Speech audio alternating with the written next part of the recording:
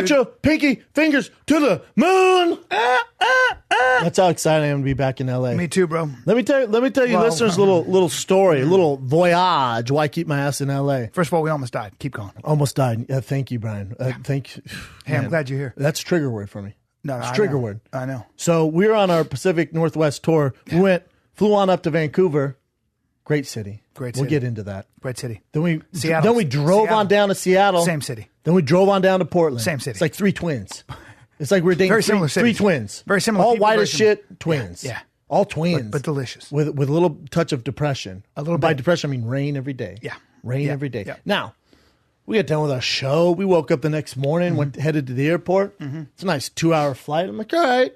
But 3 hours went by. We're still in the air. The planes are rocking. The planes are rocking. Can't see anything outside. Don't look outside the window. Plane is rock. You just see cloud. You just see cloud and water. And shakies.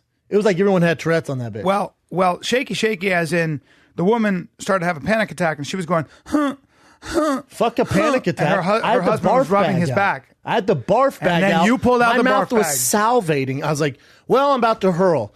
I swear to God, I saw you pull that barf bag out. I went, oh, it's about to get real now. This is the problem, though.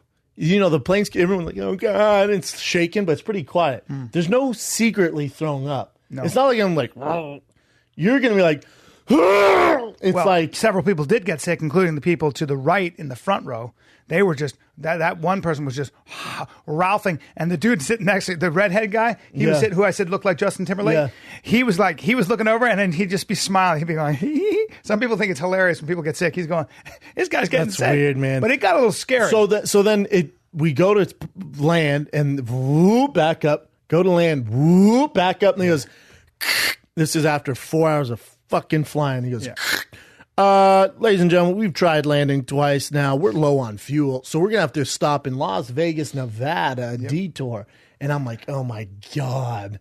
When you went, what the fuck? Yeah, I was pissed, man. We're on our way there. And then this guy next to me, the only reason why I didn't throw up or freak out, I told Brian I'm about to freak out. I'm about to get arrested on the flight like Paris Hilton's brother. I'm about to freak the fuck out, man. And the guy next to me goes, what are you doing in Vegas? I literally, my head was like this. Huh? And I'm in a horrible mood. He goes, what brings you to Vegas? I'm like, well, no one's headed to Vegas, are they? No one purposely headed to Vegas. And he goes, and I told Brian this, we cannot stop laughing. He goes, after a day like this, nothing like a good steak and a dick suck. A good old steak and a dick suck. Nothing like a good old steak and a dick suck. And he was not attractive. I was like, that poor girl, that poor steak. Hey, God. What brings you to Vegas? My head went like this. Well, nothing. No one. Low fuel. No one was planning to be here. Low fuel and storming. Excuse me, sir. No one planned for this. And he goes, I'm happy about it. Nothing better than a good dick suck and a steak. Steak and a dick suck. Hey, excuse me, sir. Oh, that does sound nice, though. Yeah. A nice T-bone and a dick suck. How aggressive is that? Well, older man. I didn't know him. With a belly. Didn't say a word the entire flight and just goes, I'm not mad at it. The image I had was just him with steak breath and his belly as he's sitting on the edge of his hotel bedroom, just with some poor soul just gobbling his wiener. His small rod. Going, oh, God. And I got to pop an antacid, keep going. Gadoosh. But it wouldn't be a gadoosh. With that guy, it'd be this. Or it would be this. A toof. A toof. And she goes, sorry, I got a big old prostate. I'm going to sleep now. Doesn't allow for much to come out. God. Think of Fat Bastard from Austin Powers. You know, speaking of aggressive, speaking of aggressive, I just got to repeat that. Steak and a nice dick suck. Steak and a dick suck. I went, excuse me, sir, that's very aggressive. Does sound nice, though. Steak and a dick suck. Is that at STK, or where's that happening? Sounds like a movie, an action movie. Steak and a dick sounds suck. Sounds like a bad porno. Kurt Russell. Steak and a dick suck. Yeah, steak and a Starring dick suck. Katie Gibbler. Steak and a dick suck. I wonder if you could steak and a dick suck. If you say it quickly, it almost sounds like a hero's name. Oh my God, is that steak and a dick suck?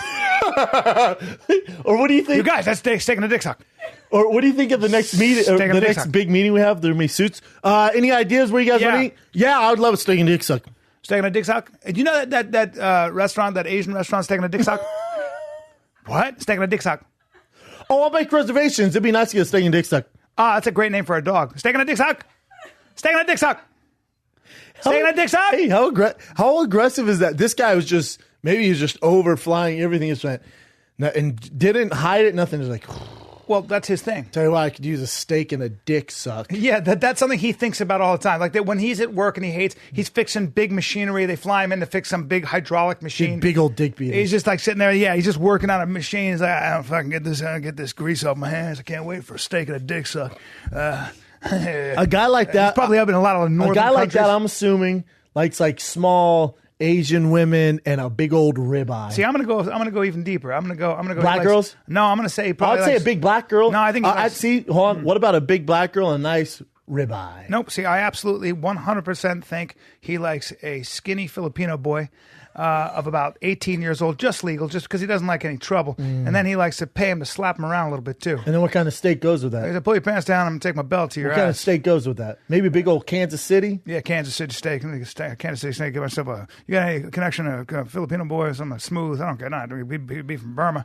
Could be from any Sri Lanka. Anybody's brown, smooth with a full mouth is what I'm looking for. You got any Filipino boys and a nice tomahawk steak? Yeah. Tell him shave his pubes down. I don't like any pubes. I get some way in my mouth. And, I'm gonna have to take a belt to his backside. I disagree. I don't think he was gay. That guy was no. That's not all gay. man. That's not gay. I think he'd like a small girl and a nice New York strip. Yeah, those guys look. They call them the bus stops for runaways. Yeah. Oh, you want to make some extra money? He's looking for one of those lot lizards down on their luck. Yeah. He's looking for one of them night walkers down on their luck. Run away with a loose fillet, torn T-shirt, and doesn't give a fuck where it comes from.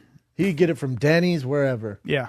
He'll You never go to know. Hooters. There are men where you look at them and you go, I feel sorry for the women in your life. You look like a cruel man. We had one of those guys in one of our shows came up to us and took a picture with us and said some stuff to us, very aggressive. I don't know if you remember what I'm talking about, but I went, I feel bad for the women in your life, sir. You got a big head, you got a rangy body, and you look cruel. You got cruel hands, cruel hands and a tight mouth. Cruel hands, tight mouth, and dead eyes. Well, I feel bad for the women. You wear cologne, too much cologne. Way too much cologne. Comb your hair to the side.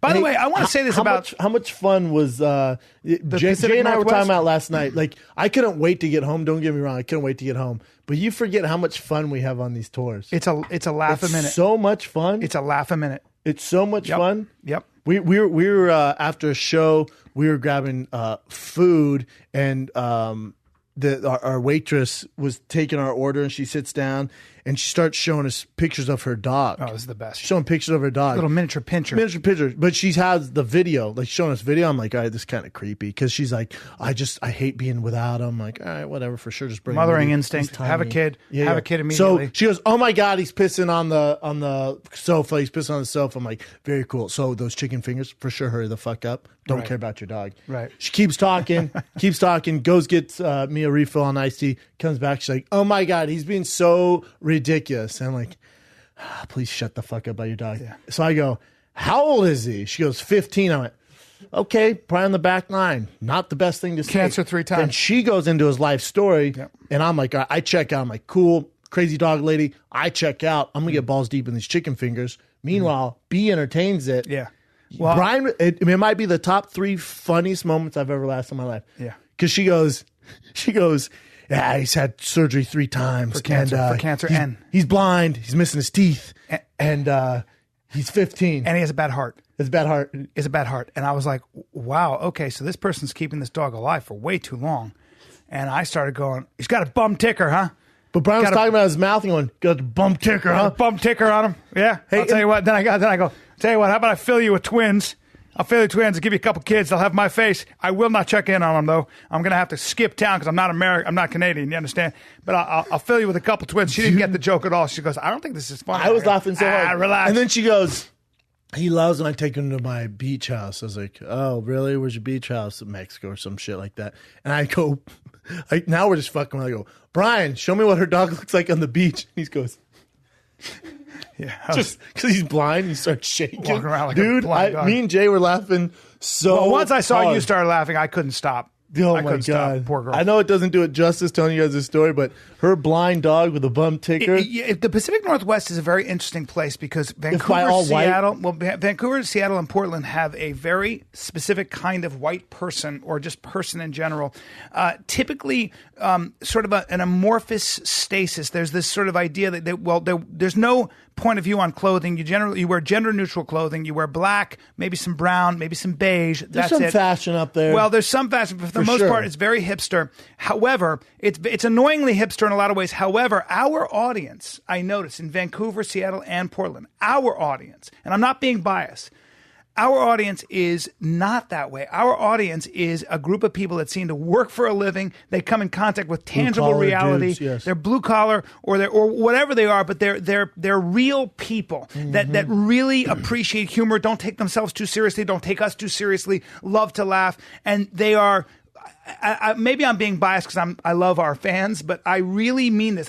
It was very interesting to me to see that there was a stark difference between hipster and the people that I kind of relate to. See, well, I would say that the people who come out to the shows, that's Portland, That's what I'm Vancouver, talking about. Seattle. Yeah. Where we went in Seattle, where we go in Portland, where we go in Vancouver, we go to those coffee shops. That's where and the people clothing. come from other places, right? Well, kind of, where those are like the weird hips, not weird, but like the hipster. It's just a different thing. The weather, it's rainy. But the hipster thing for me always feels like when I see people wearing like sort of, they're not making a choice about anything. That's how I feel sometimes. They They're just neutral. seem like, they seem like round, soft beings that essentially revolve around their tummy. They have to eat well, and they revolve around fuzzy concepts like equality in general, but they don't really know where this.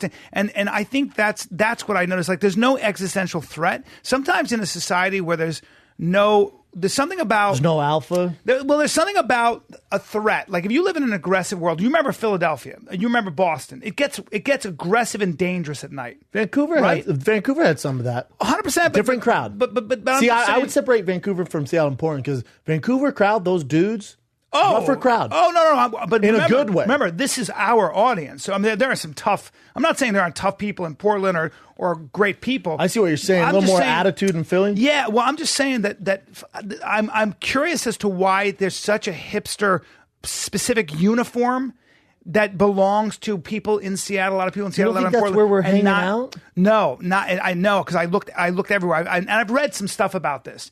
And it's interesting that there's a uniform, there's a way of being, there's a way of dressing, there's a way of carrying There's yourself. that in LA too, though, isn't there? Well, there is, but It's not hipster, but here it's more. Especially go out in Hollywood. There's a uniform. There is. It's a blazer. It's more ambitious. It's more ambitious. loafers. I think it's more sleazy. I disagree with that. Whatever I don't the think case, it's ambitious. whatever the case, it is. No. But people come to LA to do what? To either start a business or to be an actor or to be a writer or to be a musician. I mean, I've been here 21 years. There is a fundamental difference in sort of the angle that sort of people carry themselves in Los Angeles. more of a Los Angeles- hustle here. Yeah, It's more it's of a a hustle. hustle. It's mercenary. It's sex for sale. It's everything is for sale, right? LA is a tough place to live for that reason. So I'm not defending LA but I just found I agree with it. It's a different there's culture. there's a culture that exists in Vancouver, in especially Seattle, Portland, and I've done TV shows about it like Portlandia, and it's interesting because I wonder if it's a question really, like in Boston and in New York, Philly, and New York. People come from roots and they come from a community that's been there a long time. So you're kind of taught your role as how you behave as an Irishman or an Italian is cast for you. Your fathers came up a certain way. Like if you come from blue collar roots, you're a cop, you're a fireman, you work construction, whatever. There's a different energy. Whereas maybe because Portland and Seattle have a lot of people that came there who moved from other places. big Asian influence. There's a lot of Asian, but that's for sure. But I'm talking more the There's white also people. a huge Italian influence there I didn't see in that. Vancouver. I didn't see Remember it. all those? And I went. There's a big Italian, and they said the biggest in Canada. Oh, yeah, maybe. And Irish. How many Irish people did we meet? Oh, yeah, a lot. And Scottish, And I Irish. asked the stupidest yeah. question: Conor McGregor fans. Every single one of them. Hell yeah. Yeah. Oh, because it's like Again, our audience is different than what I saw. I've been reading about it. I'm trying to figure out how the hipster thing happened. Like how grooming and coffee fetishes and non-conform, like sort of, you know what it is? You know what it is? You know what it is? Non-confrontational. People I feel there, I'll tell you exactly what I think it is.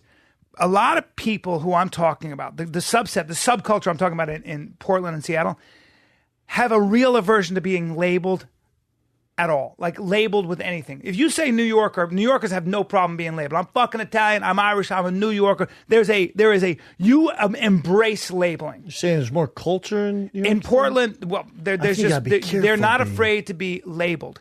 In Portland and in Seattle, the idea that you label somebody, everybody's trying to be a little bit different. That hipster movement is the idea that I am an individual and I stand on my own. The problem is when everybody's trying to do that, it becomes its own uniform. It becomes its own label. Then you're your own culture. Yeah.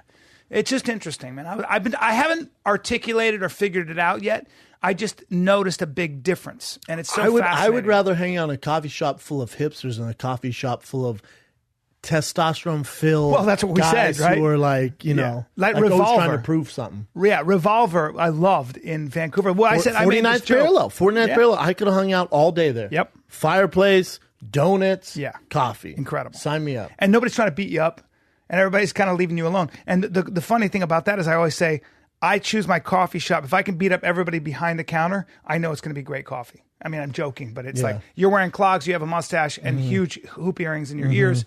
I want coffee, but I might rob you. It's just different. Yeah. Well, Intelligentsia is the same way, right? Off Abbott yes. Kinney. It's like a hipster vibe. Yes. They're friendly as fuck. So why, though? Why do you think hipsters, why do you think when you go to those coffee shops, why do you think it's so interesting that they're dressed like a conductor from the 1920s? Yeah, but have you ever been to a coffee shop with the guys, what? If they're dressed normally, I'm not going in there. If they're dressed normally, I ain't going there. If the guy's dressed in suspenders with a cool hat and thick rimmed glasses, I'm getting my coffee from him. You know why? Because in my mind, I feel like he cares more about coffee. Yeah, it's like when I walk into a sushi spot. If the guy's not Japanese, I usually turn back around. That's true. If it's a white guy, I'm like, get the fuck out of here. Right. But why? Why do you think coffee? Well, that's what they do. What about coffee, though? It's interesting. They're balls deep in coffee. Yeah. This guy wrote a book called What White People Like, and he's a writer for a TV show, and I talked to him, and I actually read the book. It's really funny. It's a small book. God, I wish I remembered his name.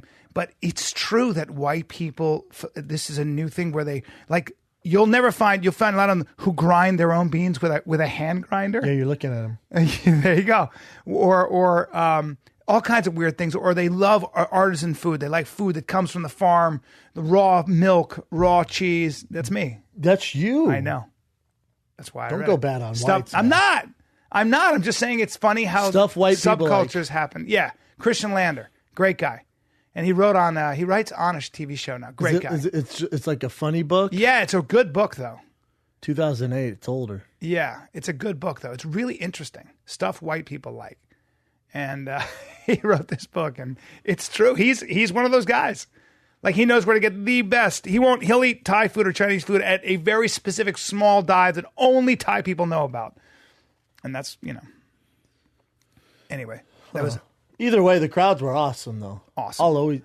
By the way, they come out probably... Rowdy. Rowdy. Awesome, in a great way. Rowdy. Aggressive and rowdy. I think the shows were a little too late, and that's why maybe they drank a little. Wow. Seattle always gets a little drunk. Seattle does get a little rowdy. But they say that the Seahawks Stadium is the loudest stadium in the NFL. Yeah, but they also pump. They drink crowd more beer. noise in there. Well, nope. They've done that. They consume. Look this up. They've consumed more. Seattle, the Seahawks Stadium apparently consumes more beer than any other. Who told you this? I've read that. I think Google you'll find that, Chin. Yeah. They also dump crowd noise loudest. into the stadium. What do you mean? Through the speakers. What? Mm-hmm.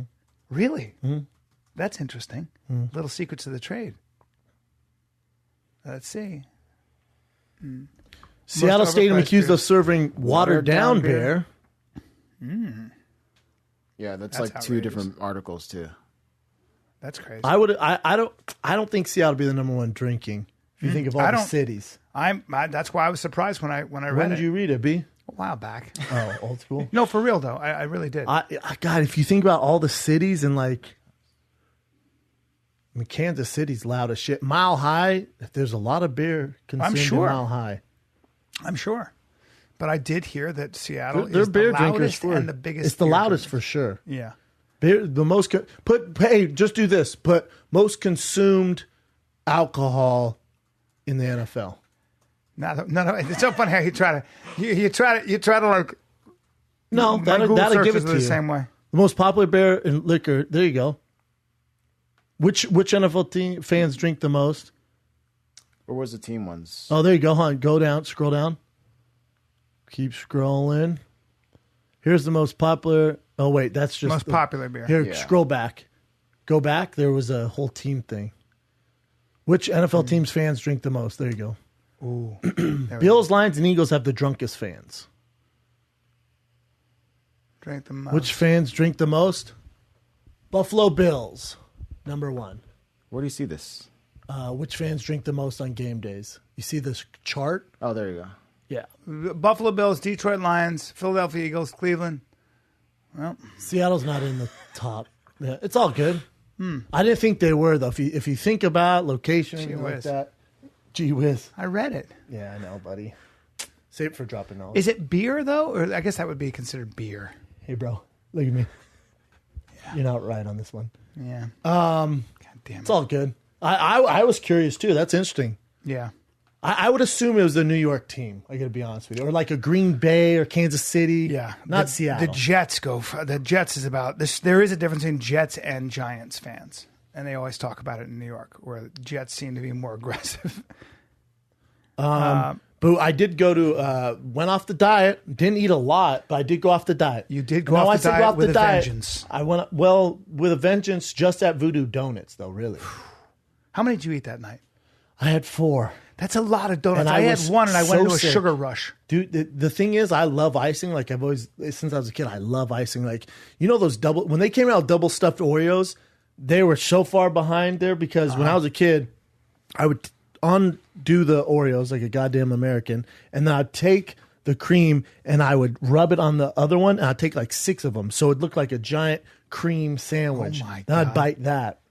And so when they came out with double stuff, I was like, but of course. But of course. So then I only had to use 2 of those, unwrap them, stick them together, make a nice Oreo sandwich. So I've always loved icing. Like, you can't put enough icing on things. Voodoo Donuts, the reason why it's my favorite is they put a thick old layer of chocolate glaze. Well, that chocolate glaze is crazy. That chocolate covered donut like that in the top, it's the best thing ever. Ever. They had a Homer Simpson one. It was a cake donut. It was a cake donut with the pink, like Homer Simpson eats on The Simpsons. Yeah. Yeah. My God. And the woman at the airport said, Voodoo Donuts is a little overrated. No, she said, it ain't. She said go to Blue Star. Nope. I said, bitch, we got to have a Kenny. Been there. Don't like and it. I put $1 in her mouth and said, shut the fuck up. That's aggressive. I love my donuts. I don't remember that. Yeah, bitch, we got off Abby Kenny. Your brother, by the way, let's just say that Jay Schaub does not need sleep. Jay Schaub will go to bed. Well, first of all, he's up at 8, sometimes 6:30 for a conference call. Working, and he's rearing to go. Breakfast, wolf down to breakfast, and then go for a long walk and just stroll around. He wants to stroll the city. Biggest label whore in the world, loves his fashion, knows more about football and fashion than you do. Well, football's debatable. I wouldn't want to take him on. He's so thorough. Like, he'd never make a mistake like I did. Like, he'd never say... You don't know football, though. Well, but he would also if be he said something like, if he said Seattle drinks the most, and he would not... It's usually probably true. Yeah. You look it up, he's going to be on no matter what, right? When it comes to sports, when it comes to football, basketball, I would say he has his black belt in both. Like, he could go on Colin Cowherd right now and do very well. And never met anybody more comfortable in his own skin. That guy is... Oh, and I also didn't know this about Jay Schaub. He's a serious IT guy. Like, you work in computers. No. He's a huge project manager for a huge company. When they have to do something like redo a huge corporation's database, he's the one who leads the team. I didn't realize that because he's so modest, and I was like, "Oh, you're a complete oh no, oh, you know as much about computers as anybody." Oh no. Okay. Him and my dad, geniuses. That's crazy. And then they went, I guess we'll make Brendan run fast. Hey, man. You push the grain mill. Hey, we got an idea. Strategize. You go run another grown man head first, and then we're just going to get on the computers back here. Your brother is smart as shit. He's not a weakling either. He's got his own strength. I mean, he'll like strong as he'll fuck. deadlift 500 pounds right now. He's not as big as me, but like he's leaner than me. And he can eat whatever he wants. He's hard as fuck. He's hard. You grab him and he's like he doesn't like to fuck around. He doesn't wrestle, joke around. Oh, he can't. No, he doesn't like to joke around. But he also can't get massages because he doesn't like to be hugged either. Yeah, he gets real stiff. I know. Like, he's only told me he's loved me maybe twice in my life. And when you go to hug him, he gets real stiff like a dog. Like you're gonna throw him in water. Yep, it's real stiff. I did that to him, and when like now, he can't get a massage. From now on, I'm hugging him and holding him. By the way, I told you every time when we work out, and I always shower. If there's a nice gym shower, I always shower. Yeah. Jay doesn't like to because he doesn't, he's not as comfortable in his skin as me. Yeah. Big old dick. Yep. I want everyone to know. He's got a dick. So we'll be in the shower, like, hey, get the hoggy out. And I'm like, shut up. And I have a towel on, and then I'll rip the towel off. Be like, hog alert! And slap his dick. Hog alert. Hog alert. Hog alert. I think I've told a story before. We're at Greenwood Athletic Club. We're a super nice club. But there's the hot tubs where all like the older members hang out, but they face the shower. Yeah. And I purposely, and you can shower other places, but I purposely showered there because I knew these old dudes would be staring at Jay's grand Hagoso. Uh-huh. And so we're showering. Grand Hagoso. Your grand Hagoso. Dude, if you've got a real piece, Hagoso? It's called a grand Hagoso. It's called a Hagoso. Hey, Holy shit, that's funny. Jay has shampoo in his hair, and I go, oh boy, here we go. And he goes, what? I'm just stirring the pot. He goes, what? I went, those guys staring at your dick. And he goes, who? And he has shampoo in his eyes, and he goes, hold on. He's all covered, and he looks, and he goes, God damn it. And I go, just do your business, man, and then we'll get out of here. And he's doing it. I go, oh boy. He goes, what? I went, they're mocking your dick. They're making fun of your dick. And he goes, hey, he turns around and goes, what the fuck, man? We got issues over here? We got issues over here? And I go, hey, what are you going to do? Beat up the four old? They're so old. So we got issues? like if their hearts beat any faster, they're all going to die in that hot tub. They're all going to die. Like if they do a back bend, oh my God, their heart will stop. Like, dead, game over. They're like shrimp in there, like ready to die at any time. Old shrimp. I go, dude, what are you doing? They're just glancing at your hog. And he goes, fuck that, man. We got a problem. I'm like, all right, you know what? Let's just get out of here. My Hagoso. By the way, the grand Hagoso doesn't need sleep. What? By the end of the night, like you'd think, okay, by the end of the night, we're doing a show. All right, you're back. I'm tired. I'm just sitting there.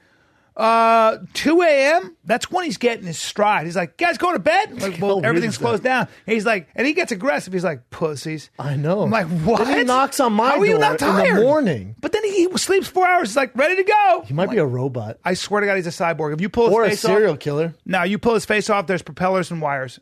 That's what he's got. He's got. I'm telling you, it's Westworld up in that bitch. It's Westworld. It's Westworld. I might start calling him Westworld. He is good. He is good at his job. We had some nice hotels. We had some nice hotels. Then he was slanging them T-shirts. Yep. Me and Jay were just going through it last night. We need to step up our merch game because we've been so busy. But people like the the Pacific shirts. Northwest, Abbott Kinney, Seahawk colors went great. And then for San Francisco, we're doing like a Golden State old school, the city theme shirt, yellow with dark blue. I like it's gonna be that. sick. I like that. Pretty excited for that. Yeah. I think we ran out of shirts, didn't we? We didn't have enough. We sure did. They were mad at us. They were mad. Making fun of us. Making fun of us.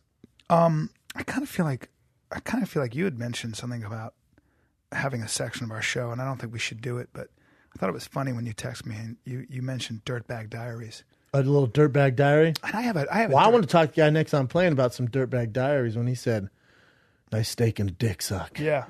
Yeah, that's... No shame. No. And I wanted to go, how many cities do you have a nice steak and a dick suck, and where's the best spots to hit up?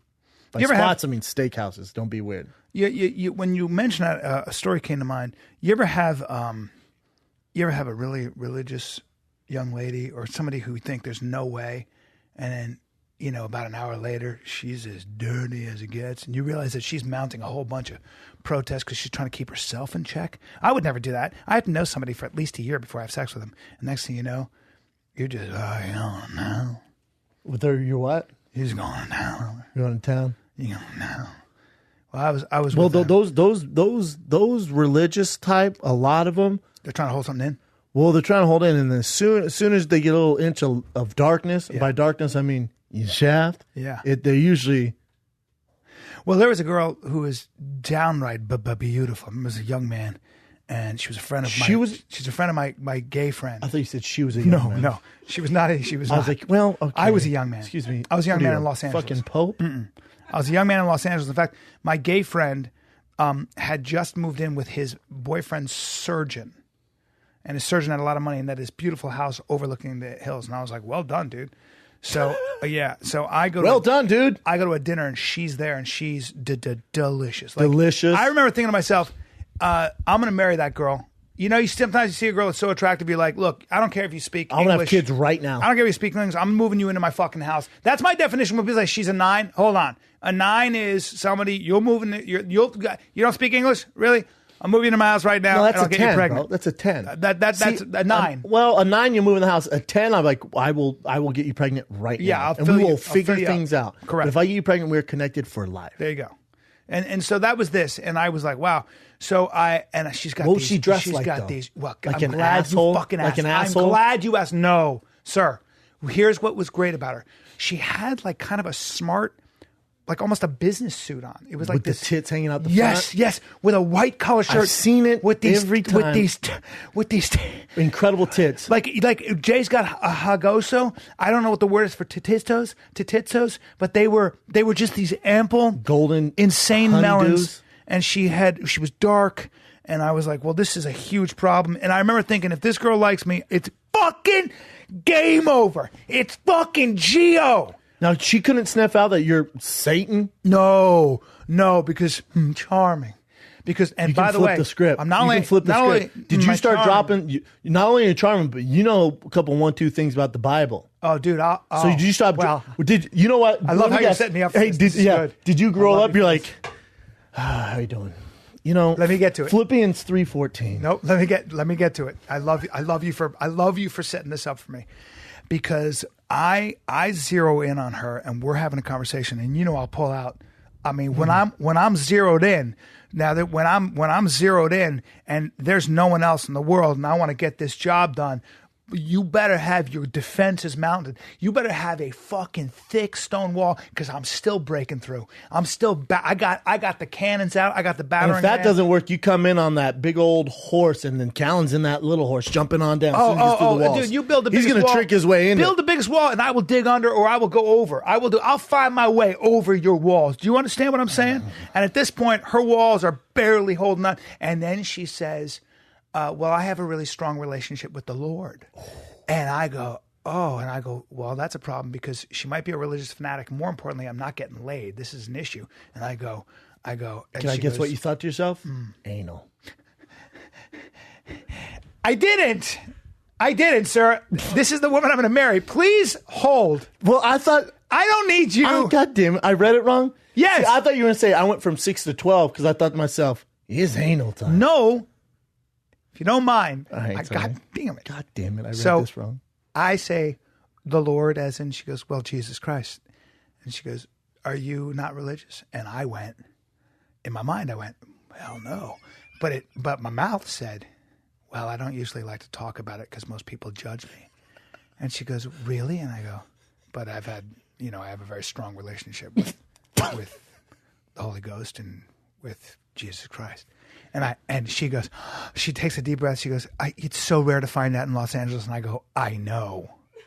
And I grab her. I put my hands out. She puts her hands in my hands. You're going to hell. Did you start praying? I didn't, but I held her hands as her hands were in my hands. And so now we're holding hands, looking at each other. Physical connection. And I said, but what is your relationship with the Lord really about? And do you ever think that maybe you're doing it because you're afraid and you're not actually in love?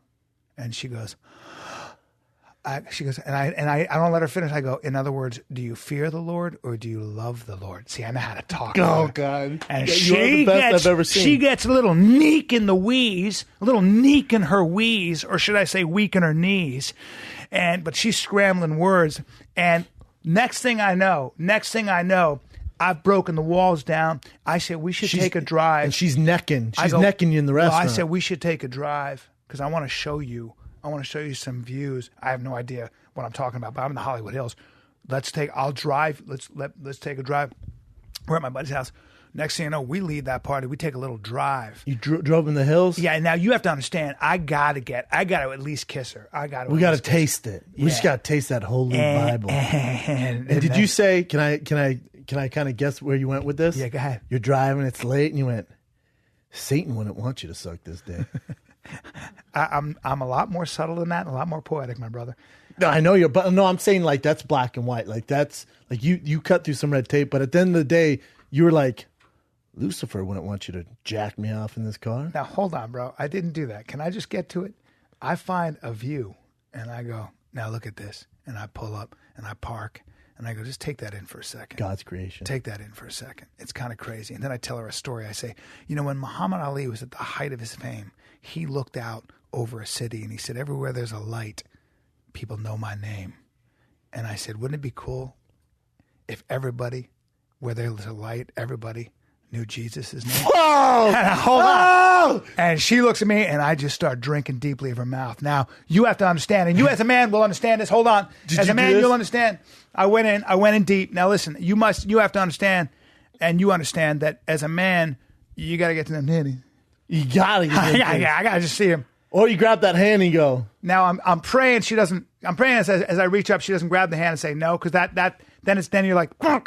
Oh, it's this point, game over. Yeah, but is there anything more embarrassing? I notice her breathing starts to change, and she's in a rapturous mood. She's panting. She's in a rapturous she's mood. El panting. And I'm drinking and she's deep. going, Jesus. Jesus. No, hold please. Jesus. Nope. She's like, huh? And I'm tearing at that shirt, and she's not like stopping angel me. wings. She's getting more into it, and I go, I'm gonna get these, and I pull these out. I pull these tits out now. Hold on, I pull these tits out, and I these golden goose tits. And as I pull them out, I realize, and you're rock hard. You are. Excuse me, sir. My piece is going. Get me out of these fucking jeans. Get me out of these. Your dick's going. Let me sit. I can't breathe. I can't fucking breathe. You get out of fun. Let me go fucking take a look at this. And he is red and agitated. Oh, he's red up and hot. It's like someone he's gave so him mad. a nuggie sandwich. He's so fucking mad. He's like, he's ready to bust. Oh, he's about to bust. He's by the way, about to if you even bust on that Catholic face. if you get close to him, he's going to bust. Don't touch him. Oh, you breathe wrong on him. He's going to spit on you like and a I'm viper young. snake. I'm a young man. So I pull him out. But here's the thing. You pulled him out? I pull her boobies out. Oh, okay. You pulled the tits out. I thought you were going to say you pulled the dick out. No, I pull the boobies out, and I They're look perfect. at him, and it's a terrible tit job. Now listen, hold on. Well, listen, Bro. Hold on. In my mind, I went, fish eyes. That's the first thing that came up. Fish eyes. She has chameleon eye tits. Her boobies it's like are going, this. Her nipples, Were they are, like this? her nipples are facing two opposite directions. That's chameleon. It's a fish eyes. We got fish eyes. I go, no, chameleon. So in my mind, I go, oh no, that's a disaster. Let's put those back in. But my mouth said, oh, they're so beautiful. And she goes, and I go, but I can't look at him. Turn around. And next thing I know, in the car, I pull out my piece and we start having. What did she do when you pulled your piece out? Did she go, no, stop. She started going like this. Oh, I swear to God. I lied to. Oh, before I even got in there. Oh no. Oh, and meanwhile, one tit's facing north, the other's facing south. Sir, I'm looking at her back at this point. Are we talking north south? Or we're talking east Look, west? I'm in my car giving myself a neck problem as I'm trying to get in the position. But by any means necessary. By any means necessary, as I'm going to town, and her face is pressed against the car window. What kind of car is this? It's like an aquarium. Is this like a 57 Chevelle or something? I think it was probably my bullshit Ford Explorer. I can't remember. No, it wasn't. It was a Jetta. It was a fucking Volkswagen Jetta. Shitty car. Nothing will lower a man's erection than an old white Jetta. Driving a Jetta. Look, the kid could still pull tail in his Jetta. You could do it in a Mini Cooper. So. Listen, I did my job. Now, So you released that piece. And then when it was time for me to have my moment, where I was like, "Where do I? Are you on the bill?" She goes, "No." I go, "Of course she's not, sir." Well, hold still. I go, and I was like, "Time to feed the baby bird." Gadoosh!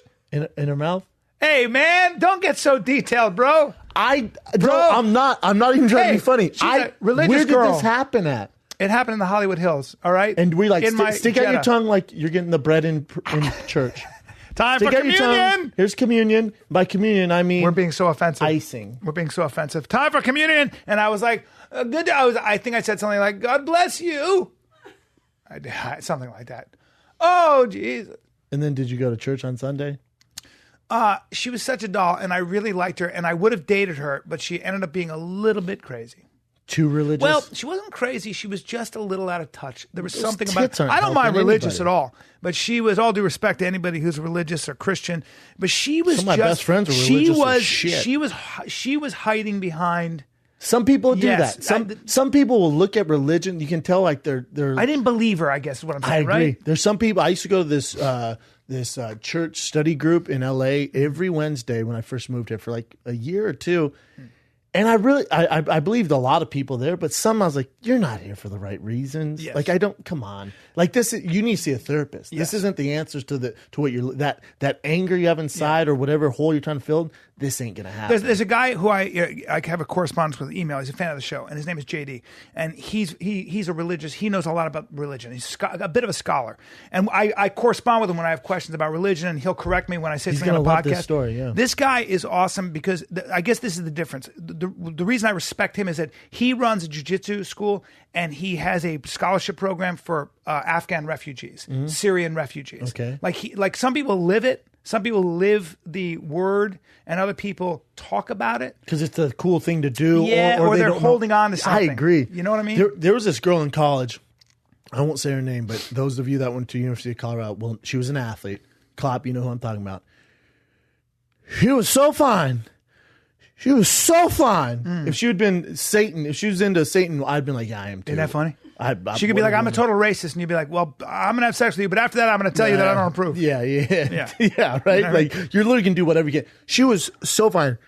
When I say she was religious, she makes Tim Tebow look like Johnny Manziel. She was so religious. Oh, boy. It was. She talked in Bible talk. It really didn't make sense. And you couldn't even get close to her unless She's she had a holding Bible. on. She's trying not to do something. She needs God to really. She's wearing Jesus like chains. Yeah, but know what I'm even saying? Jesus, like, girl, you need to fucking relax. Right. Even Jesus, like, too much. Right. Too much. Right. Like, have some devoted followers. Too much. Do good acts. Too much. Do good acts. You don't have to be that. And by good act, give your boy Bishaba opening. Yeah. Now, did she ever give you an opening? Oh boy. Not even. She was a steel door. Oh my God. You're not getting in that door. Did anybody get in that door? Not that I know of. Never. Everyone tried, and you didn't have. I'm talking. You didn't have a shot. So what's she doing now? I don't know.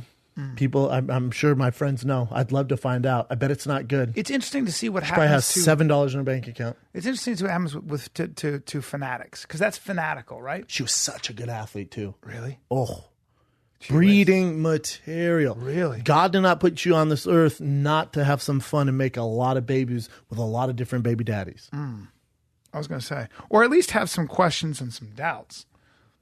Yeah, see, that's my thing. And I come from, like, my grandma's uber religious. A lot of my family's uber religious. Some of my best friends, uber religious. The issue I have with it is when you're that religious, if you're not open-minded, where you think that's the only way, and if you don't think like that, you're all going to hell and you're living a wrong life. That's, come on. Right. Come on, man. Right. Well, that's why we like Tebow, because Tim goes and does all this stuff. Like, he puts himself out. He goes to other countries. Tim- the guy makes a difference, like, in children's lives, right? Oh my God! And you kidding kids me? he never He knows. lives for He it. goes. Tim also knows, and people go, "How are you and Tim friends?" Tim knows everything about me. Me and Tim had some very He's not upfront judgmental. not at all. I know. We've had some very upfront conversations. Yeah. Like he literally knows. I mean, he knows. Well, Tim, I've had long conversations really about religion with Tim, and Tim will have a conversation with you. Like, Tim wrestles with the same issues that anybody does, the nature of good and evil. He'll and all answer that any stuff. question you want, yeah. Yeah, I love it. When people say Jesus Christ, he goes, loves you. yeah.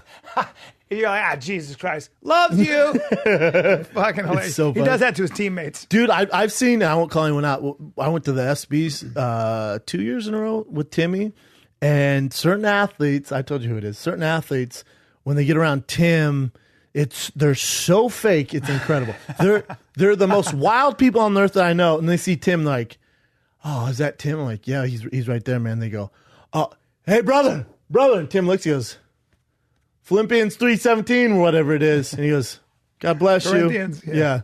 Tim reads it and he's all, well, you know, I'm reading a book called The Complete Guide to the Bible right now. dude. And And I'm gonna give it when to I you. saw that book, I'm like, I've been looking for something like that because I've been listening to all sorts of different audio books on tape about certain religions. I'm just interested in it, right? Like, I'm not trying to. You're reading a lot. anything. Yeah, reading a lot. But so I'm right now, and I'm almost done with. It's a book on atheism, like why they are, and how they got there. I just find it interesting because I know a lot of people who are, and I'm just interested to see It's great. where they develop those ideas. Well, I'm great. open-minded to any of it. Yeah. To any of You it. should expose yourself to both sides. But I went in because I'm for sure not reading the entire Bible. Don't have time, don't care that much. But I'm interested in what's in there because a lot of foundations that makes society the way it is today is all from that Certainly Bible. our justice Is it system the oldest book in the world? Well, it's not the oldest book, but It's for the most for your produced purposes, book, for for our sure. purposes, the Western world's purposes, as far as so much of our attitudes on morality, Everything. ethics It comes from the Bible. So I went to this bookstore. I'm like, hey. And literature and art. I went to the bookstore. I'm like, hey, do you have like a, obviously maybe a religious person. I don't know. I go, do you have like a Bible for dummies or something? Like, I don't want to read the whole thing. I just need like the main points just because I'm trying to learn about it. This lady was not a fan. I got this book. Laughed for you, in which is great. laughed in my face. This book, if you guys want, it was written by it's Stephen M. I read like two chapters really in your good book on the plane when you fell asleep. Yeah. Very good. Very Super very. I mean, I can legit. sum up the Old Testament as basically the Please Israelites. don't. The Israelites Please don't. are worshiping. don't. The Israelites are basically like Moses is looking for the promised land. He's like to the pharaohs. He's like, "Let my people go," and they're like, and Pharaoh's like, "Fuck you," and he's like, "Let my people go." And Pharaoh's like, "No," and Moses is like, "I'm unleashing plagues," and then the Red Sea parts. They wanted the desert 40 years. They finally get there, but Moses never sees the promised land. And then the Israelites, the whole book, as far as I can tell, is basically the Israelites keep fucking up. God's like, invaders, punishing you, plagues. And then he's like, I'll give you another chance. They're like, sorry. And then he gives them another chance. And again. Chin, and you again. grew up what religion? Christian. And what about you, especially? Christian. A bunch of Christians in here. Bunch of Christians up in this bitch. Bunch of Yeah. Jesus Christ lovers. What about you guys? I'm Catholic, but I mean, I've never. You grew up Catholic, right? But my father went to the seminary. My father was going to be a priest and then became an atheist. Then sort of fell out of. He's very quiet about his beliefs, but I don't think he has any. Most people are. I think most people are super. If the ones who are loud about it's a little annoying. But my dad grew up in the church, Christian. My grandma and the whole family's Christian as fuck. I have some Mormon family members. You always got to question their smartness. But my dad grew up in the church, like church on Monday, Bible study on Wednesday, church on Sunday, and went to a Catholic school, Catholic high school. Yeah. And once he got out of it, he was like, my kids aren't doing that. They made me go to church when I was little, but me and my brother would throw the biggest fit. It is a good blueprint. Like there's the one thing about Catholic school or Catholicism. My buddy's a Catholic, and I was like, "Why are you Catholic?" He goes, "It's just a really easy blueprint to live your life. There are certain things you can follow that have been tried, true, and tested. If you were to follow the tenets of the Bible or sort of the general overview of Catholicism and how to live your life, how to handle your marriage, how to handle your relationships, even how to handle your money."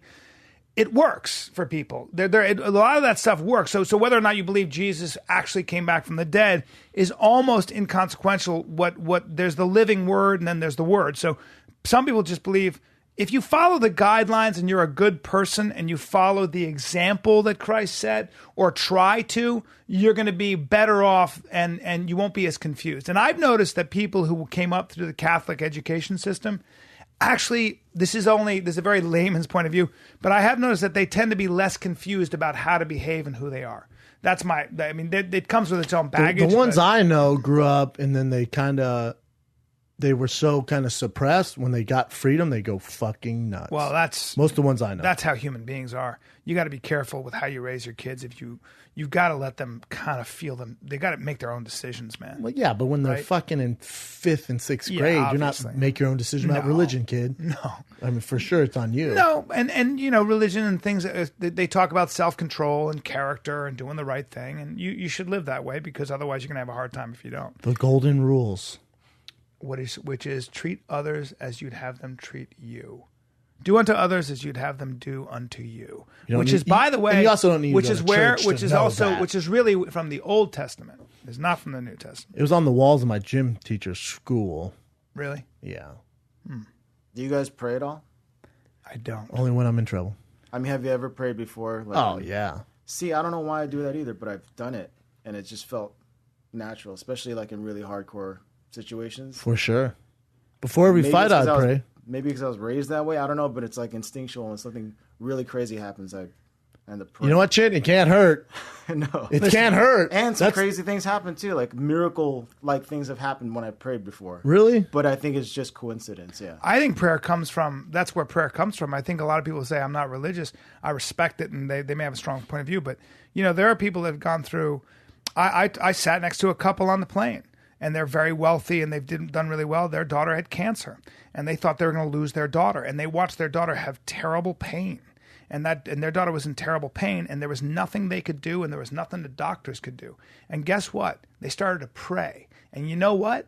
The child lived, and I'm not saying the child lived because of the prayer, but I'll tell you what prayer did for them. It brought them closer together. It gave them an idea of faith, and it fucking helped. It gives them some sort of positivity. And it helped their daughter. And I've never been through the horror of something like that. Oof. And there are a lot of people who tell you that through war or, you know, through all the hardship that prayer got them through. Who the fuck am I to say that you're ignorant, you're dumb, your God doesn't mean anything? If your God helped you in that circumstance and it created inspiration and comfort, then that's real. Then that is measurable. You know, that's why I'm really tight-lipped about, I don't like how critical the new atheists are about religion. They're very condescending.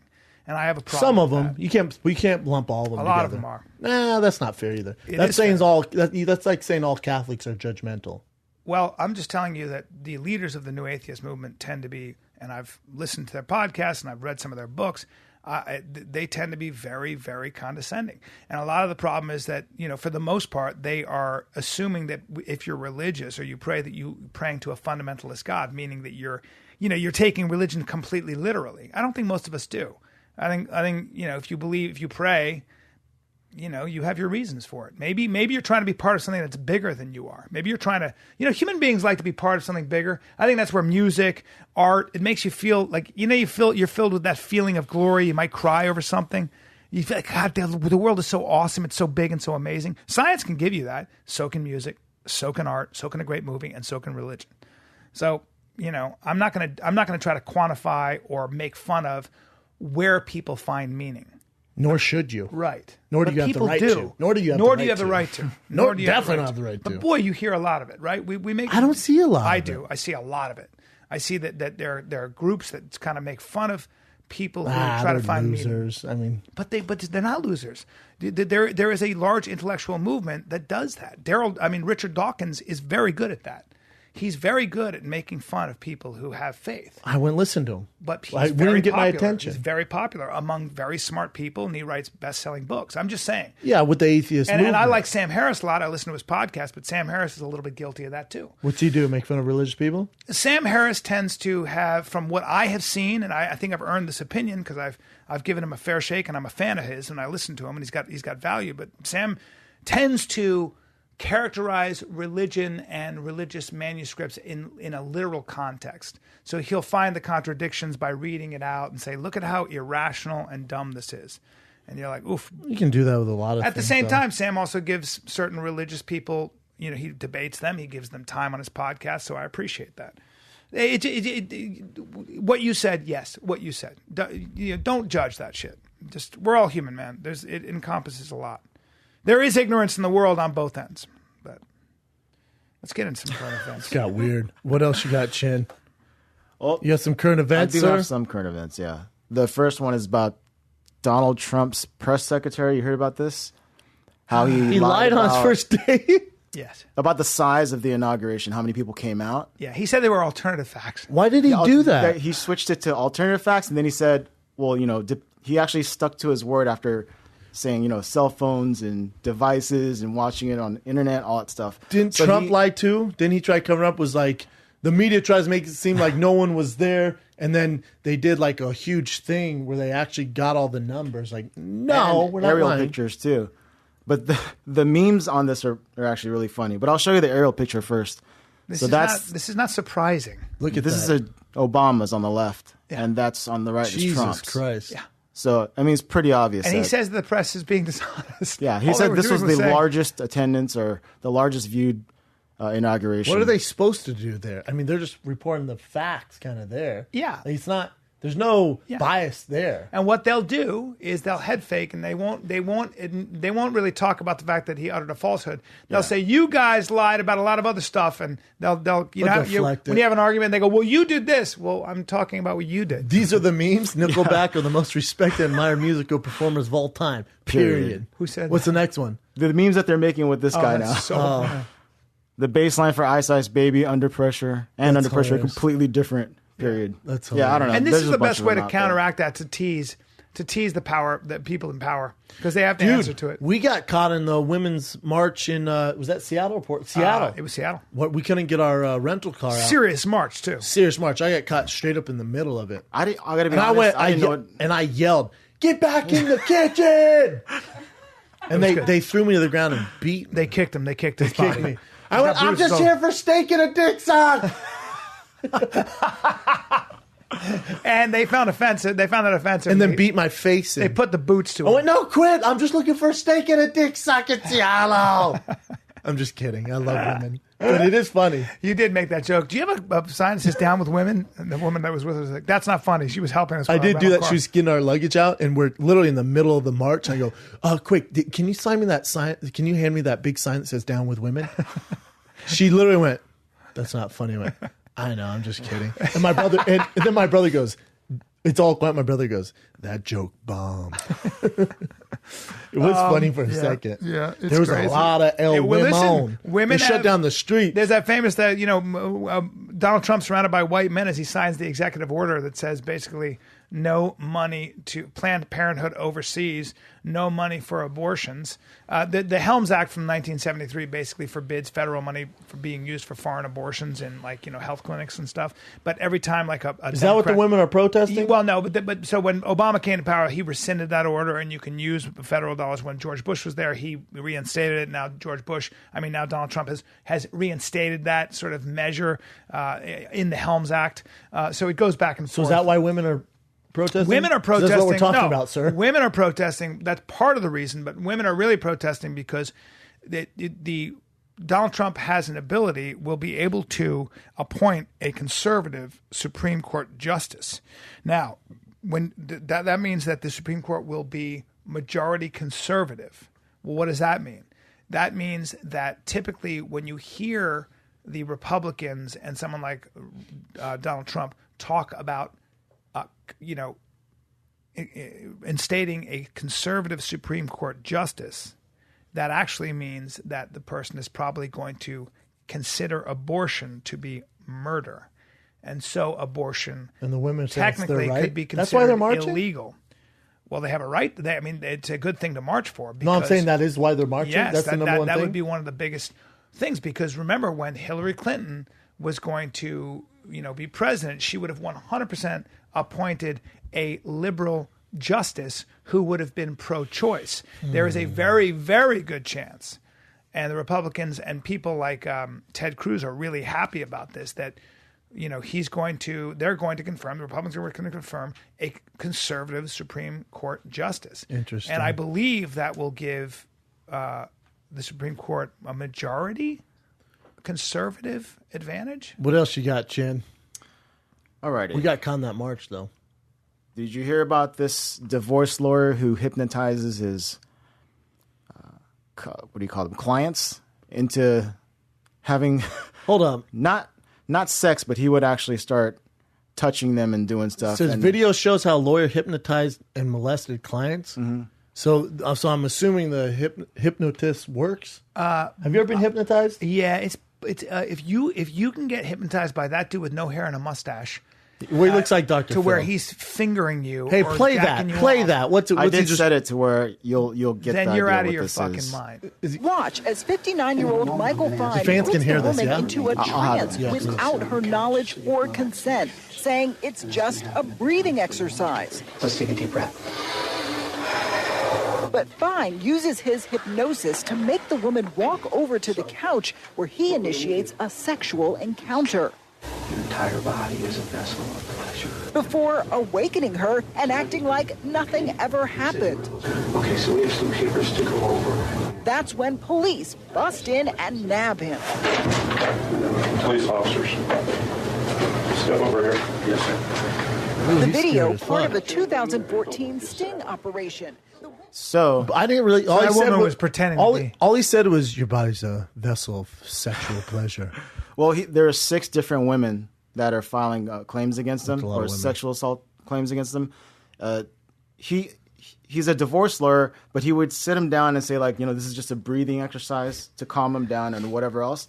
And during that, he would hypnotize him, which is why I wanted to bring this up too, because I've never been hypnotized. It's hard for me to believe in. I think it's bullshit. People say it's real though. Like, you ever seen the football players get hypnotized, or you ever seen when they bring people on stage? Yeah, I don't think it's bullshit. That's the thing. Because when those fucking magicians hypnotize, like legit hypnotize people, like on Oprah, when that hypnosis guy got on there, there's no way those people from the crowd are acting. You watch when they get those women up on stand. You watch with a good You think lawyer. they're all lying, B? Well, no, what's going to happen is they're going to basically, to say that you got hypnotized and somebody touched you is, I believe, going to be very difficult to prove that you weren't consciously allowing him to do it.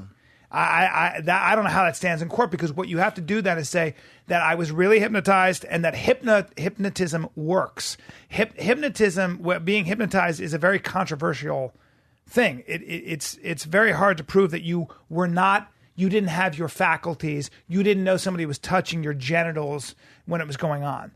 For a consenting adult, real big stretch. It's a real stretch in the court of law. I bet this guy's fucking the court I of think law. his reputation is fucked. I don't think he's going to get convicted. He's sentenced to 12 years already. What? Yeah, this video footage just came out. Look at me. But of course. This video footage 12 just came years? out, but this was 2 years ago, but the footage just came out so they could see. So that lady that's in the video, she's like, one day she woke up and her clothes was all like moved and everything, and her, blouse was Hey, unbuttoned. titty fucked her while she was on her train. So she set up this camera sting, this camera To see what was operation. going on? And then that's when the cops were also paying attention to the camera, and then they busted in at that time. And then 6 people came and said that, yeah, he did the same thing to us. And then as far as the hypnosis thing, there's a hypnotist on here saying that, you can only... People can hypnotize you, but you can only do what you desire, what you want to do. That's what I mean. However, you can also influence what they desire if you're a good Yeah, hypnotist. you're talking to them. So it's weird. I call bullshit. Oh, come on, B. You think 6 women are just out to get this guy for no reason? I think that you think the court of law gave him 12 years I don't for believe bullshit? somebody can hypnotize you where you would be sexually molested as an adult. I disagree. Maybe. Well, I'll say- And the court of law went with me on this one. I'll say this, though. amazed. That's still a creepy douchebag move, right? So Of course that's why I it's think he should be creepy. Of punished course the for guy's that. creepy, but again, You can't say all 6 of those women wanted to be molested by this fucking walrus-looking guy. what I can And say, they're just like, yeah, do it. I just don't. I personally think I could still call bullshit. I just think that It is that you're possible being. it's bullshit. That I can't believe it It's stood. possible. I can't believe it stood the sort of the cross examination of a lawyer who had to prove that when you're hypnotized, somebody can feel you up sexually and you won't remember it. I don't buy it. I just don't. I do. I think it's bullshit. I do, and the geniuses who put this man away from 12 years do too. Wow, that's incredible. But man. hypnosis, that's the subject on itself, right? If it's Of course it is. actually Yeah, if it's real. And or not. hypnotists will a lot of times tell you have to want to be hypnotized. But you do see They these want to be insane. You do see hypnotized. these They want to be insane things. hypnotized because they think it's going to help. They don't know he's doing it to get his dick sucked. Well, when they do this group hypnosis, it's kind of incredible because of stand up. I've seen these guys work live, right? Like I'll do a show, and then the guy comes in, and what's fascinating is that they'll get a woman to have an orgasm, hump a chair, and all that, and then she comes to like that.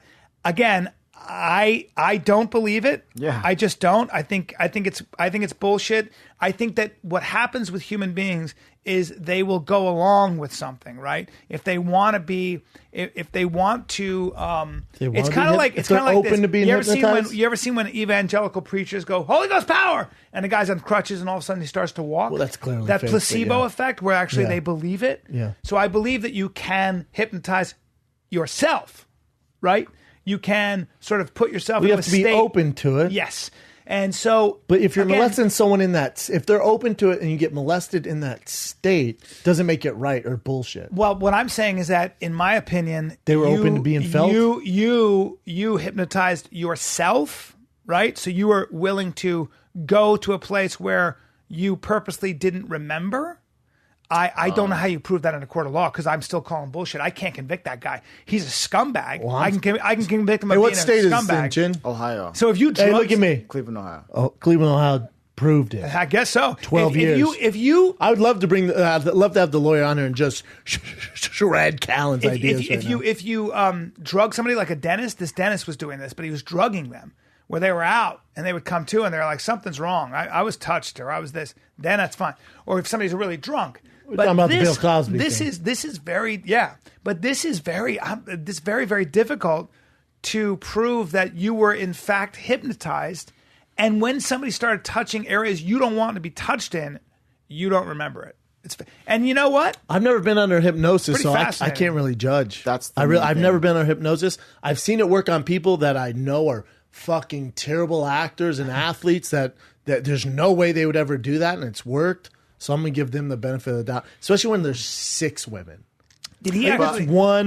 Did he actually get convicted, or is he in jail pending trial? I'm sure I'm pretty sure he's in jail, but I have to look at the video Yeah. again. But yeah, he was actually in handcuffs, and they said 12 years. Well, right there. Can you bring it up? Right there says who's behind bars right now. Yep. That's different. Being behind bars and being convicted in a penitentiary is different, right? So jail is holding. Here we go.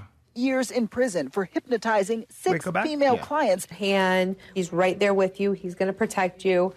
And he was actually the one who was the predator. Now, Fine is serving 12 years in prison for hypnotizing Shut your 6 mouth, female Callan. clients after pleading guilty to 5 Oh, he counts did. of kidnapping and 1 count of attempted kidnapping, Kidnapping. all with a sexual motivation specification. so that's and considered now kidnapping faces 'cause- 6 civil lawsuits. She unfortunately met a very bad lawyer who took advantage of her, who was a predator, who breached What a her bad trust. guy. Bad dude. Hypnosis or not, bad dude. Probably should be locked crazy. away. That's crazy. That how is he pled interesting, guilty. Then he pled guilty. So So it didn't hypnosis go is to trial? real. It's real. It didn't go to trial. No, He it went to pled guilty? trial. Well, it went to trial, but he pled guilty. So probably for less. He pled guilty to Because kidnapping for can be part- a capital yeah. offense. Oh, And I guess kidnapping is if you keep anybody deal. in a room against their will. So that is. So even if considered- somebody's in a room and you have a gun on them and go, don't move, that's kidnapping. big deal. And that's why OJ did 9 years, right? Oh, more than that, didn't he? They threw don't know how many years, like but- 30 years at his ass. I don't know. He went away for a while. I think he gets out like 2018 or I'm something. still amazed that they weren't able to fight that under the Exactly. guise that you weren't really. If a good lawyer is going to be like, you're not explain how you were really. I would have had psychologists and people saying, is hypnosis real? As in, you have no control over yourself I know as what an you're adult. saying. Too. I You're feel like the state of Ohio, especially Cleveland, probably went that route, Count. It didn't work out for him. Well, then I Maybe would you know suggest they something as probably a had lawyer they bad don't, Fucking sir. lawyer. No, but the thing is, Right? Brian's saying that just like when athletes get hypnotized, it's because they want. They're to open get, to yeah, it. they Yeah. want to. So it's predicated deep on down, the fact he- it's predicated That on the actually fact works. that you can be hypnotized as a consenting adult. And not know what happens. You can be you can hypnotized to the point where you are put in a position to experience and to do something you would never do otherwise. Okay? That's what it's predicated on. So then it would have to be predicated on the fact that I know exactly what's really going on in your brain. So you might be like this, but I don't really know if you're actually hypnotized. Just like when you see a show and you see people hypnotized, they're humping a chair. Is that really you? Are you performing right now, or are you really hypnotized? We don't know. Mm-hmm. There's no way to measure that. That's why I'm amazed that he was convicted on that. Right? That's what's amazing about it. But Scumbag's going to scumbag. Definitely Got 12 scumbag. years. What else you got, Chin? This one's, I guess we knew it was going to happen eventually. So Travis Brown left Tarverdyan to go to Black House. I don't know if you guys heard about this. Someone brought it up at our show. I mean, hopefully it's not too little too late. Like he's had a rough go. And he's going to be taking on Derek Lewis Lewis. in the main event now. It's 5 rounds. Oh, yeah, and they just changed I think is it Fairfax, Virginia now? Halifax. Virginia. So he got taken off the Brooklyn card, which that card couldn't get any more shitty. And then they take Brown versus Derek Lewis off of the Black Beast off of that. The main event now in Halifax, 5 rounds.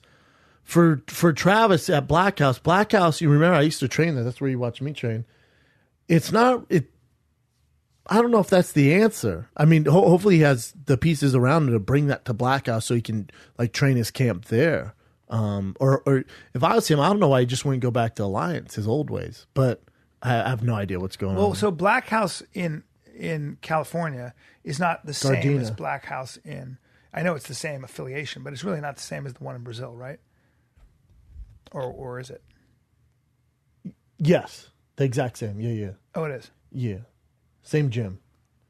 Just one's his in Brazil. problem is finding guys as big as he is to train with. Well, he right? never used to have that problem. It's not even that. Every heavyweight has a problem finding guys. That's the least of his problems. His problem's all mental and technique, and getting back to what got him to the dance in the first place. Because he loses this one, I'd imagine maybe they probably let him go because they're paying him a lot of money. So he has to win this one. Black Beast is tough matchup for him, but he should beat him. But again, Black Beast has a lot of confidence on his side, so we'll see.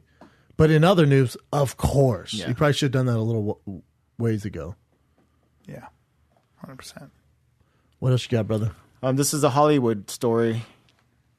This is a record 6 black actors nominated for this year's Oscars. Of course. It's so lame. What a surprise so that Hollywood swings. Oh, my bad. Now they're all black. The extreme. God damn what it. a surprise. Oh, is anybody surprised? Hollywood's so funny that way. What? We just want to show everybody we're not racist. We've always been open to it. Which they are. Which Hollywood. They're always open to it. But last year, there just happened to be better movies and better actors nominated who were not of black color. Exactly. It's not racist. I mean, if any group is not racist, it's Hollywood. Yes. I'm sorry. Like, to me, I never get who is the best right now. Hollywood does it. I've been in Hollywood 21 fucking years, and I don't give a shit what anybody says. It is the least racial place on the fucking planet. Fuck off. I've been in it. I've lived it, and it's the most progressive place on the planet. What shows were nominated, or what actors? Fuck off. It's hilarious. Viola Davis. I love that play. I love her. Denzel. I love that play. Denzel, love her. Octavia Spencer. Yeah, they're all great. Good for them. Yeah, they're all. They're all great artists. Okay, guess what? They probably earned it. But shut up. Ali. But I love Hollywood. Wow, you guys. Hollywood's all black. All blacks. In fact, only blacks allowed. Yeah, right. Now white should protest. What if we start protesting? Hey, there's not enough whites up there. What about us? There was that one. How mad would people get? There was that one about 5, maybe 10 years ago when all those black actors won, including Denzel Washington. I think it was the Oscar when Julia Roberts she goes, "I love my life." Denzel Washington, and all right, and so I think a bunch of black people won, and I had certain white friends just joking around, going, I'd get calls, I'd get a message on my machine, blacks, hey, and guess what? They weren't prejudiced. They were joking around, it's fucking. Yeah, friends are racist. Apparently, there's someone of color in every single category for this year's law. It's called America. Of course, they go. It's way America. over. America is responsible. They go. Oh shit, we messed up. Now. We also voted a black president twice. And the majority of those voters they were white. How about that? And a lot of them were Trump supporters. Now that's a fact. Okay. Would you say this is a good look or a bad look? I think it's an obvious look. It's a Hollywood look. But of course, you're doing it. Is it good because they're actually?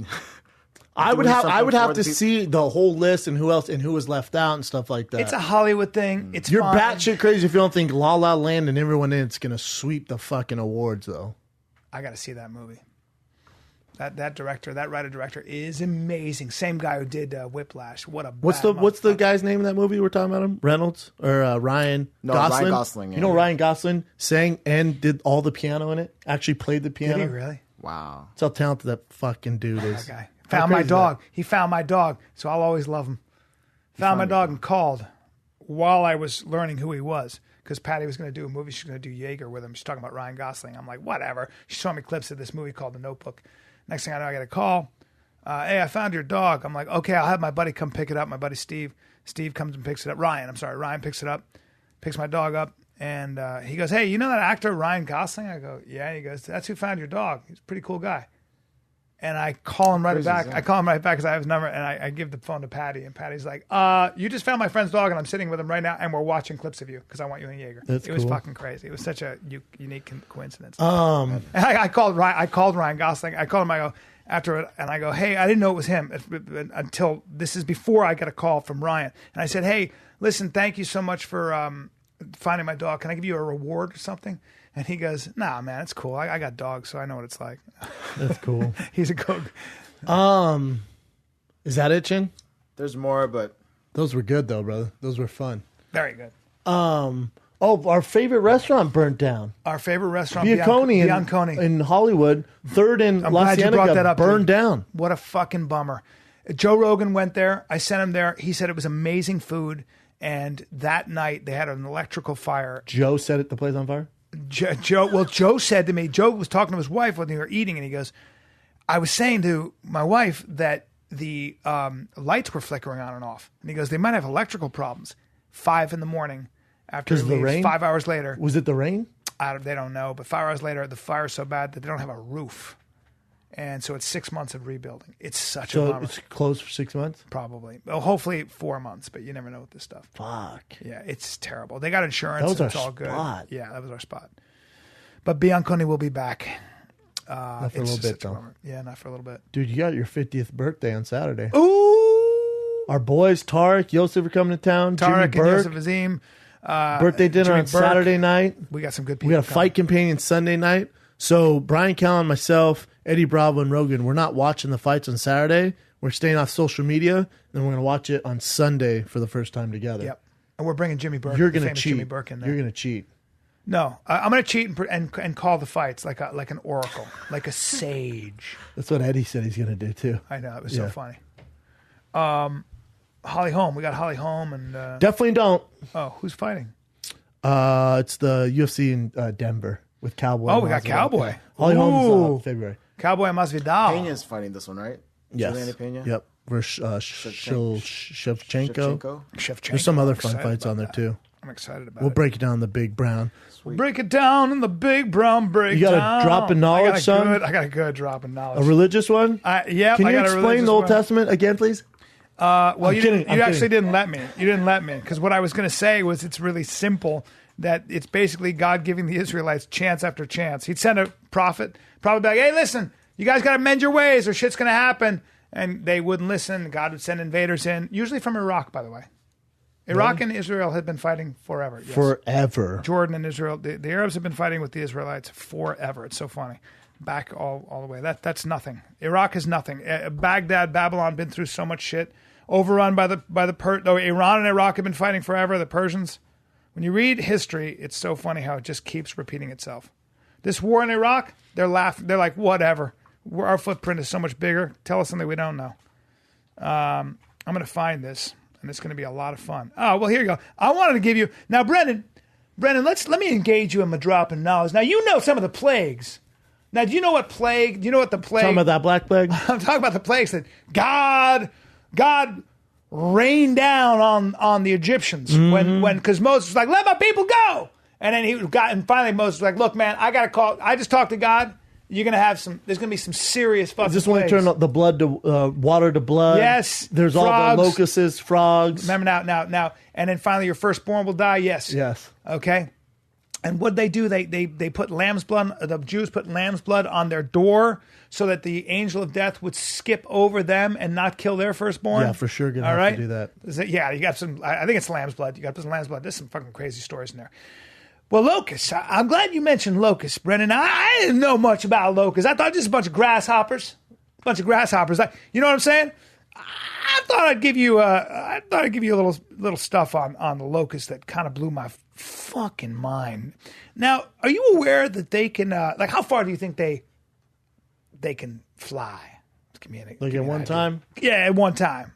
Yeah. I don't know, across the United States, maybe. Hey, that's pretty good, actually. Yeah. Well, yeah, but they can all fly. Well, here you go. One day, a West African swarm caught a 10-day wind, carried them 3,000 miles to England.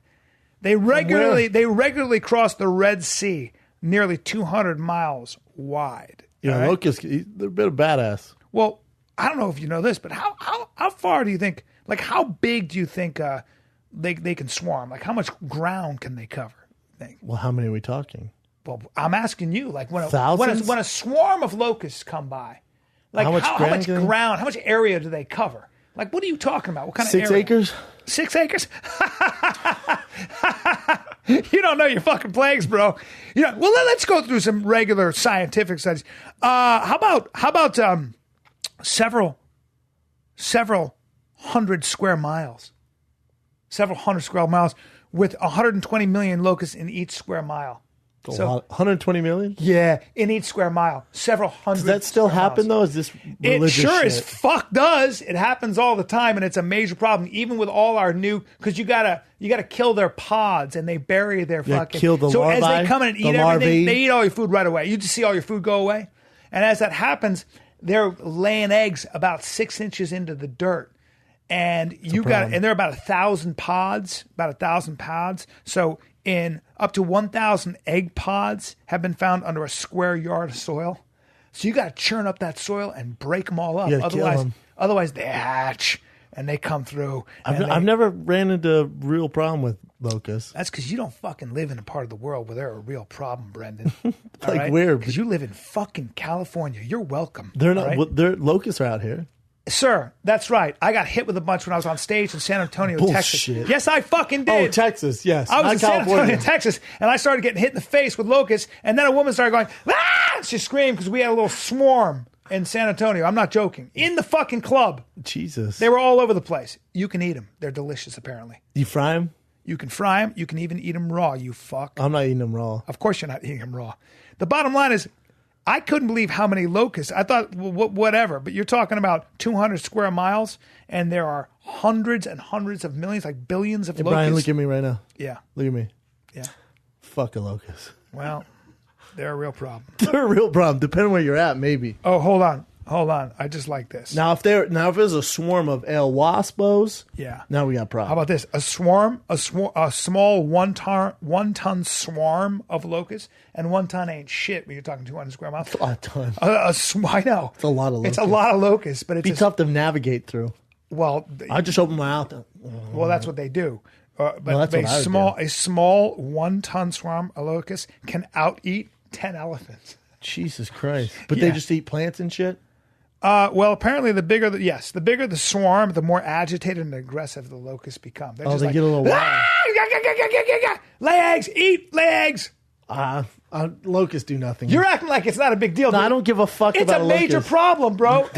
Not really. Hey, look at me. Not really. Not for you, you fucking California. In 1817, it might have been a huge issue. Present day. In the breadbasket, in what we call the Fertile Crescent, where all like grass, all the wheat grew naturally. It's where civilization began because you had access to edible grasses and. I get that. It was a while ago. Yeah, that's Iraq, Turkey. They still have locust problems? Egypt, all that area. It's a big problem? Fuck yeah. Do we have problems here in the state, though? Anywhere? I believe in certain areas, yes, we have major locust problems. Where at? Look it up. Chin, look up the real locusts. Because if it's on the United States, Seattle, I don't give a fuck. In Seattle, locusts are about as big of a deal to me as ISIS is. Listen, dude, they're not fucking locust touching problems, me. California. Well, I don't know if it's California. Locust problems, California. Plague of a locust. Oh, it's California. God damn it! I fucking told you. As of today, hey, the Great North American Locust Plague. Small town. It says locusts are grasshoppers with some rather unique abilities. Yeah. Click on that shit. As they eat the shit. Look at that. Millions of locusts descend on California. Dude, when they descend, we're all going hungry. Click on that bitch you at the bottom. You better fucking pray is what I'm trying to say. Yeah, click on that video. Millions of locusts descend on California.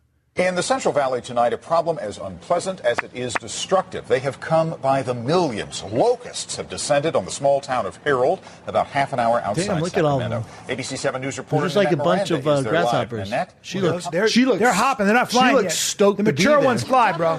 Let's hear Nancy. I've never seen an infestation like this. This town of Harold has about under 1,000 residents here, and now it looks like the locusts outnumber them. I am used to bugs, but look I'm at not this used crazy to bat. many bugs. She's a crazy bat. Anywhere on Look Dave at it. Campbell's farm, and you can easily pick up dozens of Look what at are them all. believed to be locusts. Well, they're just a bunch they of swarmed grasshoppers. in on the Sacramento town of Harold 2 weeks ago. Cover them in and chocolate. don't I'll want cover to them seem in to dark leave. chocolate. I'll Just roast how them, many? cover them in Me too, chocolate. I'll She cover them in would say chocolate. in biblical proportions. At least 5 million of them. It said on the internet when I first started looking Look at Debbie that Campbell. between 50 and 65 Here is a per hot square mess. yard Like locusts is just have severe caused outbreak. her no sleep. That bitch needs that bitch needs a warm nap and a fucking 3-day slumber. Her hair's got a lot of locusts. The locusts may have come from her hair. The locusts may have bred and come from her hair. They're even trying to eat the sign. They're also working on the rose bushes, which were in full bloom. Imagine reporting Look this at that. They'll bullshit. eat everything. No. You don't have respect. They're eating this bitch's hair off. Well, for the rat, that's only in keeping them at bay. Look at this. Oh yeah, that net's gonna help. Look at all that. In one swoop, her dog Coco can't decide which one to chase because there are so Her many. dog Coco's freaking out. Dude, all they do is eat these fuckers. Dry, warm winter Hey, means less of now, turn that bullshit off, If Chin. your crop depended on it, Hey, tomorrow can you give us how we should be terrified of the old ladybug? You're going hungry, dude. Can you tell us how dangerous the old ladybug is? You ever seen 2 tons of ladybugs? Sir, I demand that you give locusts the fear and respect that they deserve. Hey, I'll one up your fucking stupid locusts that are all the way in Iraq. Yeah. How about an old, They're in California, how about an bro. old cockroach? Now you give me a million cockroaches, we got some issues. Ooh, they scare me. Them motherfuckers are gangsters. So They've been gross. around forever. Yeah, crocodiles and cockroaches. They've been around since dinosaurs. Yeah. Crocs and cocks. Crocs and cocks. Crocs and You cocks. say cocks. I did. I'll tell you, you don't want Crocs and cocks. You don't want any Crocs and cocks. And if you're wearing Crocs and you got your cock out, ain't nobody coming around, including locusts. That's so true. A boner and Crocs. A boner and Crocs is not an attractive. I don't think a lot of women are like, oh, those Crocs and your boner. You can't be wearing. You Crocs. got low testosterone if you're rocking Crocs with Yeah, a boner. I used to wear Crocs. No, you didn't. I my can wife see was that. like, they dry my vagina up so hard. Like they're like a desert after a locust have gotten done with them. Now I get pissed on my fat ass locust do I, dick, brother. As do and then I. we'll come back and do fan questions and get you out of here. All right, let's go. First fan question is on behalf of all of us. Brian, what do you want for your birthday? Oh, birthday Saturday. What do you want? I have everything. Maybe I a fucking hand to the face. I have everything. Maybe I could, Invisalign. No, yes, I want Invisalign, but I have everything I could want. And I think if you're me and you ask for anything more, it's a gosh dang sin. Boring. You better be careful what you ask for, because God can be like, look at this motherfucker right here. You want something? Face cancer. And then I'm fucked. That's intense. Yeah. Well, fuck you. I feel intense. What's your wife gonna get you? I don't know. But besides, you know what I think she's gonna get you? What? Nice steak and a dick suck. Sir, that's the mother of my children. I'm going to ask but that's you. the way to close this show.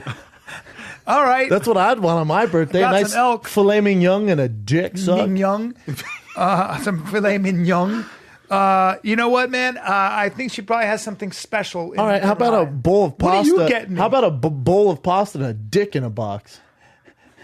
I would, we're going to do a podcast where we don't say dick. The guy, by the way, live show. I see the guy go, just did it voluntarily. He goes, what the fuck is all this talk about dicks? And I he goes, said, what the fuck? you're at a Fire Kids show, get the fuck out. And Brian goes, you're right, I apologize. I was like, you're right, sir. And Not I was me. ashamed. I was like, embarrassed. you're at a Fire in the No, Kid. I was embarrassed. And he I was was ashamed, and he they was were right. hammered. Not this They guy. were This no, guy that was like- the same group. They were hammered. He was great. Hammered. I told him to get the fuck out. Next question, Chin. All right, JerbZ19. Brendan, how much more fun is being on the road with Callan versus trips to fights you used to go on? Are you as nervous? No, definitely. I mean, obviously, I'm nervous for the show just because I want to go well. Not really. Our best show was like terrified. Our best show was like we were both like I'm tired. We were a little tired. It's third show. We didn't even go over it. We were like, I'll see you out there.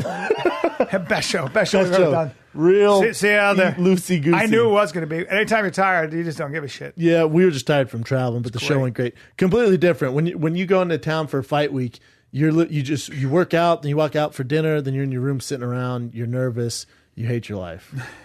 This is completely different. This is a fucking blast. Yeah. We experience the city. We meet the fans. We eat great food. I get to do stand up. Then we put on a performance, and we have great food. Yeah. Then we we go out stay to at some- the nicest hotels. Yeah, it's crazy. I shop. Yeah.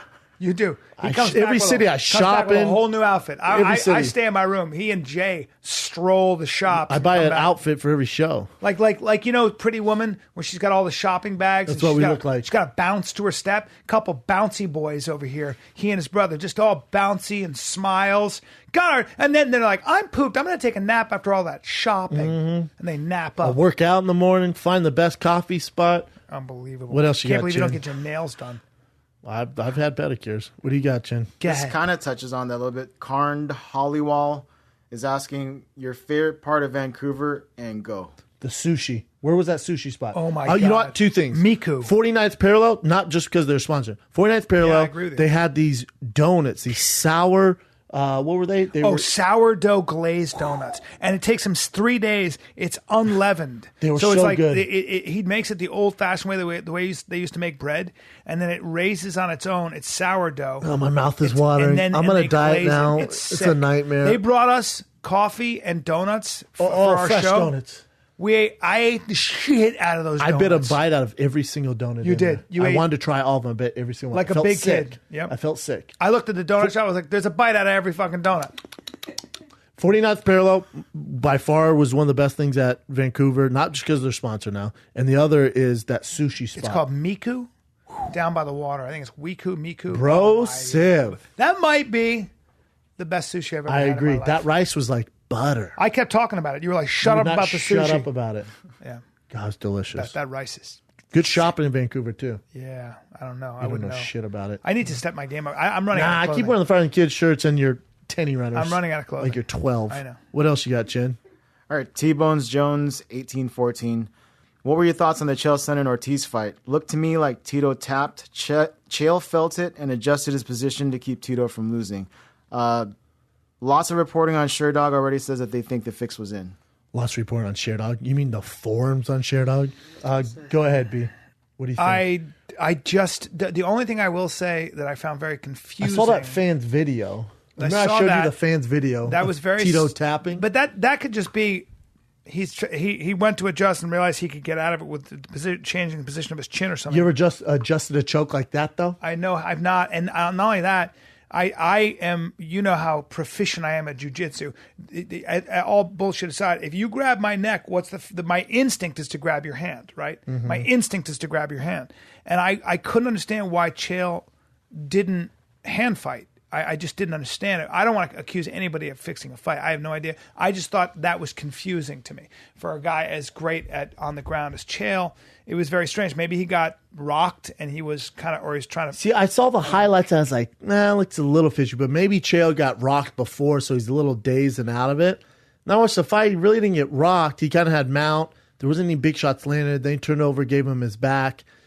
And then he wasn't even turning away from the choke. Like, there's certain basic concepts on how to defend a rear naked choke. Basic, blue belt level, basic defense and techniques he never even acknowledged or addressed or showed any attention to it. And if Tito's going to grab your neck, Tito, I mean, he's going to sink that choke. You're not going to defend with your chin. He's not a Damian Maia or anything like that. It's Tito Ortiz been doing it long enough. Can you explain that though? Can you explain? I can't. I wish I could for the listeners. I'm going to pretend I'm that fucking old man, that grown man when he's talking to the professional wrestlers. He's like, it's still real to me, goddammit. So that I'm going to give you guys that. That's and I'm going to call super skeptical hippo on that. You are super skeptical. So you're a skeptical hippo on the whole thing. I'm a little skeptical. But what's Chael get from? That's what I was going to ask. I don't get the benefit for Chael to lose this fight and to throw the fight makes no sense. Unless he bet on him against himself or something. I mean, that's what I mean. No, I don't understand. Chael's not that guy. What's the motivation? I don't get it. That's why he's not doing it for money. And then the next fight is for he wants to fight Vanderlei, and then Fedor. That's his hit list. So, but losing this, I don't see any reason why either guy would throw it. It makes no sense.